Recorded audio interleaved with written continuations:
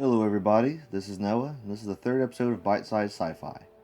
With this small series, I will be talking about varied topics of the unexplained, with the main focus mostly on UFO phenomena, stories and reports, and the need-to-know history of documented cases and confidential files. So sit back and relax and have a snack. Many UFO cases have been attempted to be covered up as the government is always looking for ways to dismiss the unexplained.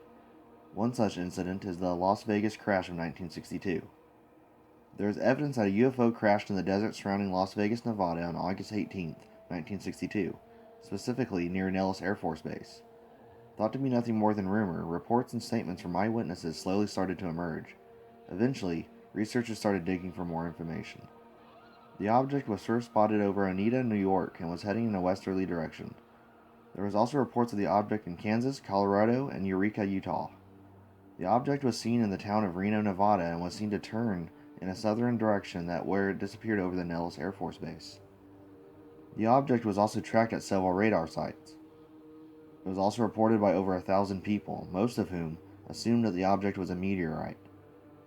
Various newspapers covered the story the following morning, although most of them concluded also that it must have been a very spectacular meteorite. However, Air Force Defense Command, after watching the object for several hours, scrambled several fighters. This was a highly unusual act since meteorites never caused such a response. It was claimed the object came down near Eureka, and at the same time the town experienced a total blackout.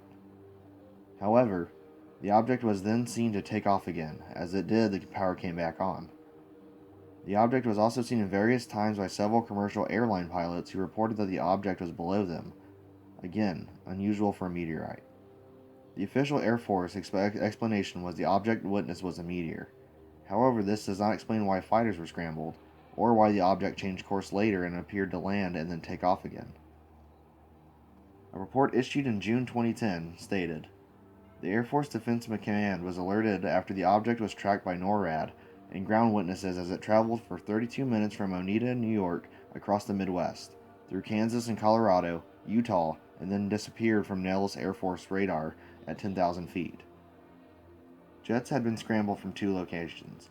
Power outages were reported and the object made a turn towards the east and landed.